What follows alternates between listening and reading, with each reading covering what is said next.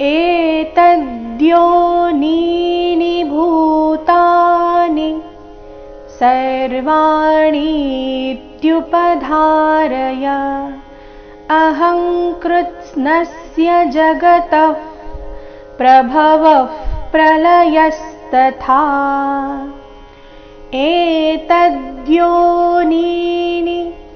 ಏತದ್ ದೀರ್ಘ ಎ ಸ್ವರದಿಂದ ಶ್ಲೋಕ ಪ್ರಾರಂಭ ಆಗ್ತಾ ಇದೆ. ಏತದ್ಯೋನೀನಿ ತ ಆದ ನಂತರ ಅಲ್ಲಿ ಸಂಯುಕ್ತಾಕ್ಷರ ಇದೆ. ಅರ್ಧದ ಪೂರ್ತಿ ಯೋ ಇವೆರಡರಿಂದ ಕೂಡಿದ ಸಂಯುಕ್ತಾಕ್ಷರ. ತ ಮೇಲೆ ಆಘಾತ ಬರಬೇಕು. ಮೊದಲನೇ ನೀ ದೀರ್ಘ ಇದೆ, ಎರಡನೇ ನೀ ರಸ್ವ ಇದೆ.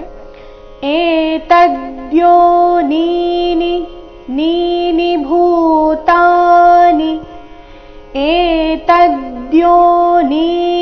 ಭೂತಾನಿ ಭೂತಾನಿ ನಲ್ಲಿ ಭೂ ಮಹಾಪ್ರಾಣ ದೀರ್ಘ, ಚರಣದ ಕೊನೆಗೆ ನೀ ರಸ್ವ ಇದೆ.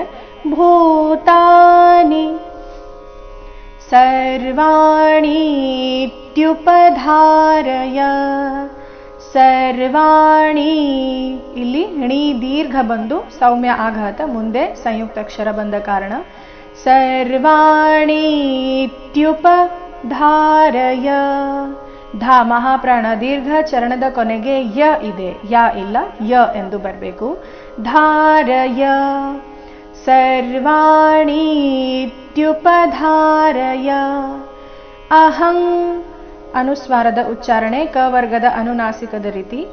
ಅಹಂ ಕೃತ್ಸ್ನಸ್ಯ ಕೃತ್ ಸ್ನಸ್ಯ ಕೃತ್ ಕೃ ಆದ ನಂತರ ಅರ್ಧ ತಕಾರ ಕೃತ್ ಸ್ನಸ್ಯ ಸ್ನಸ್ಯ ಅಹಂ ಕೃತ್ಸ್ನಸ್ಯ ಜಗತಃ ವಿಸರ್ಗದ ಉಚ್ಚಾರಣೆ ಅರ್ಧ ಫ ರೀತಿ.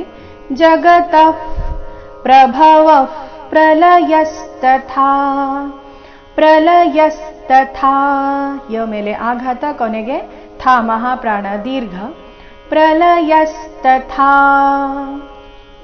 ಪೂರ್ತಿ ಶ್ಲೋಕ.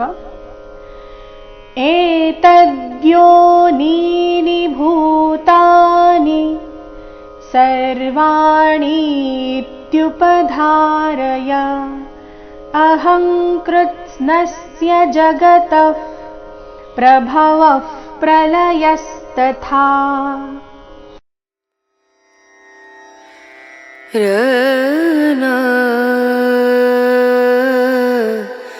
ರ